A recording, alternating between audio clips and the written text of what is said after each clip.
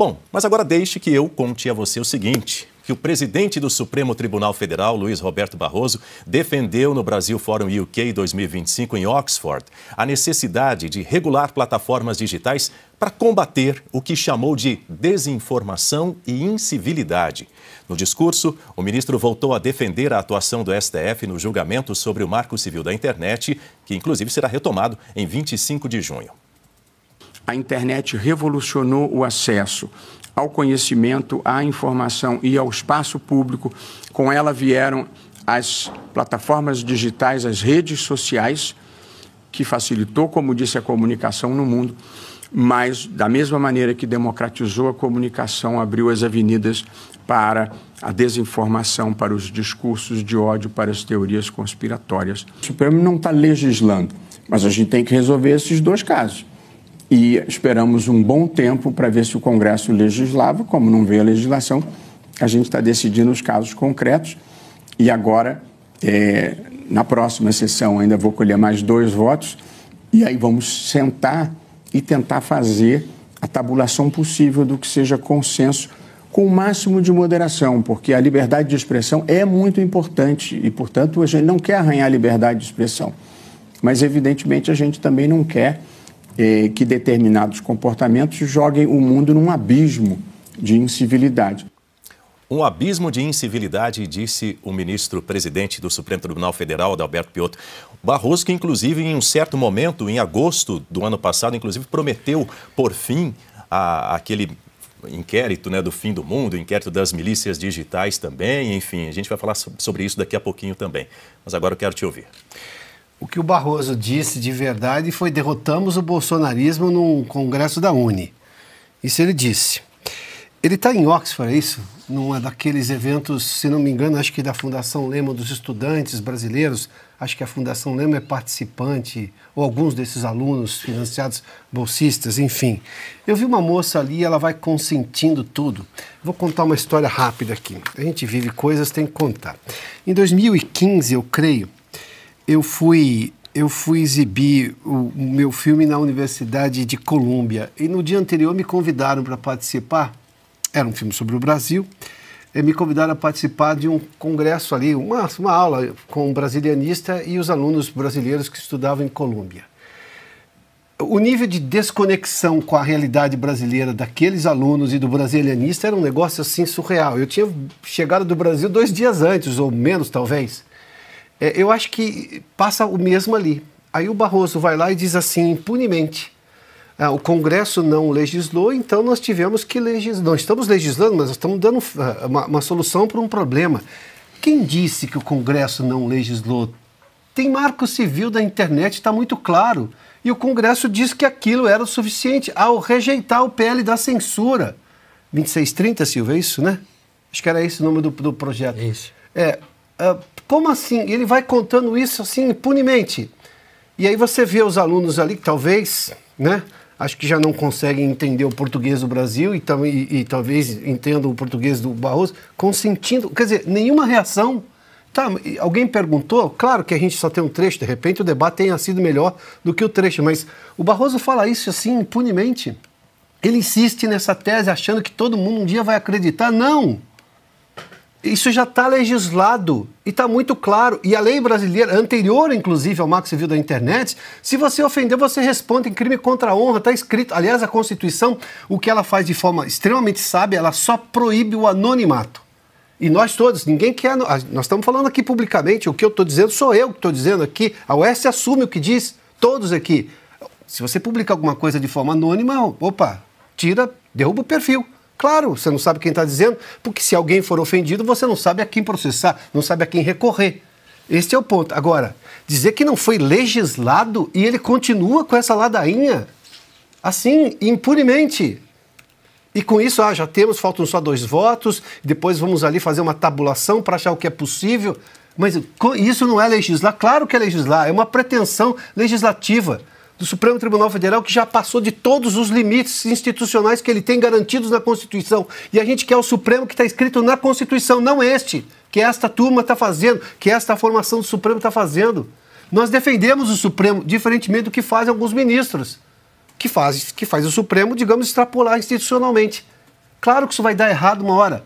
Do mesmo jeito que o Congresso está reagindo neste momento ao Executivo, que o Congresso comece a reagir institucionalmente contra o Judiciário, no caso o Supremo Tribunal Federal, que já atropelou o Congresso por várias vezes. Está na hora do Congresso acordar, se levantar.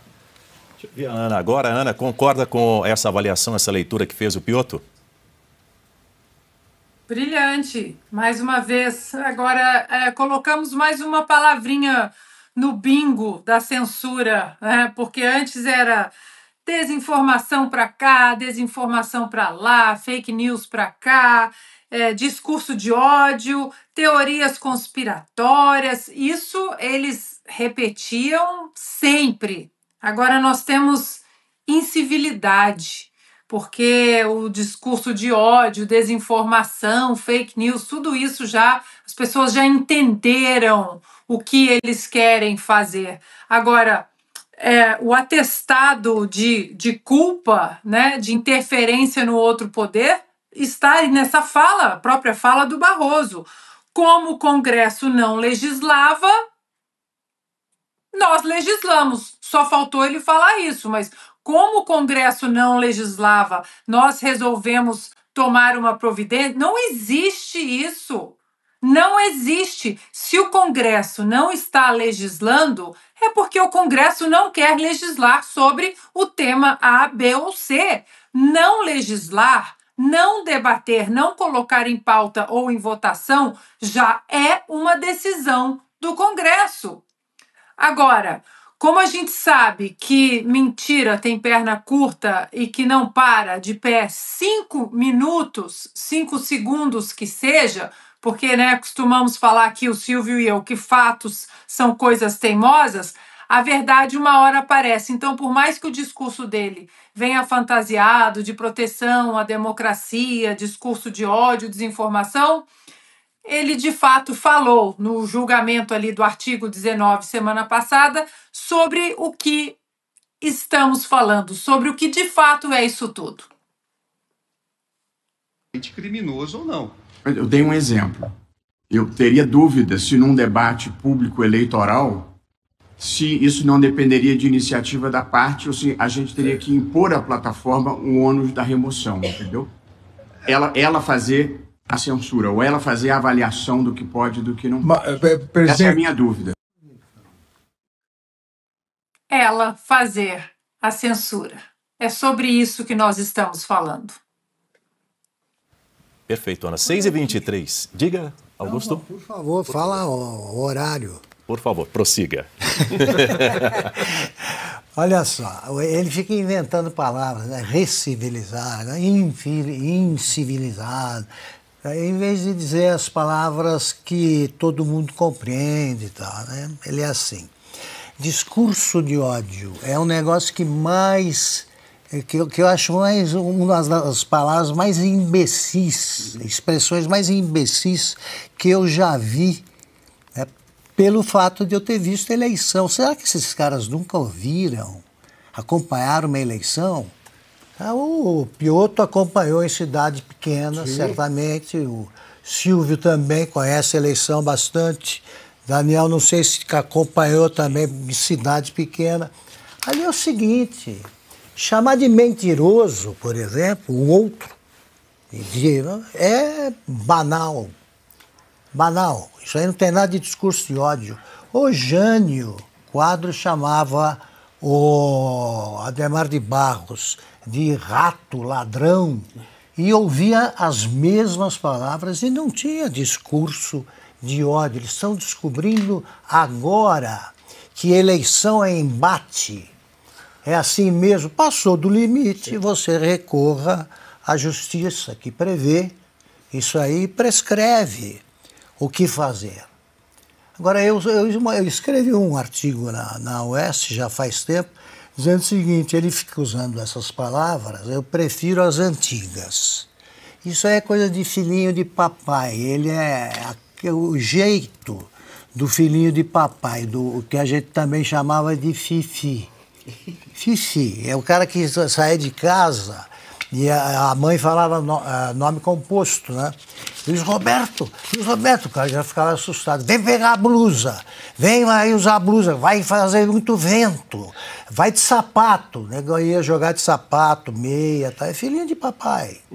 Não sabe como é que é a vida verdadeira. O cara fala em discurso de ódio e achava perfeitamente democrático o que dizia o seu cliente, Cesare Battisti, que matou pelo menos 4, assassino, terrorista, e dizia, é um jovem que sonhava com a democracia na Itália, que sempre foi democrática depois da queda do Mussolini, e combateu simultaneamente, nessa época, terrorismo e a máfia. Silvio? Então, é mentiroso mesmo o Barroso. Eu não estou dizendo isso por discurso de ódio. É o Fifi que resolveu agora ficar valente e muda de ideia e vem com conversa fiada como o Flávio Dino. Não, aquilo era uma outra época. Eu era contra as urnas eletrônicas porque era outro momento da minha vida. Sim, ele tinha perdido a eleição, agora não, agora ele é ministro. A gente tem, cada momento da vida, o momento... Há 1 minuto eu estava num outro momento da minha vida. E eu não mudo de ideia para pior e nem fico alegando uma bobagem dessas. Você vai mudando, se mudar para melhor é sinal de inteligência. Agora, você vai mudando em linha reta, você não fica outra pessoa, como ele ficou, ou está bancando o outro. Então é o seguinte, o STF não está jogando a tarefa de censurar para as plataformas e não consegue resolver esse problema porque, primeiro, não pode legislar. Ele tem de julgar e não consegue julgar porque deixou de ser um tribunal para virar um partido, em consórcio com a imprensa estatizada e com o governo Lula.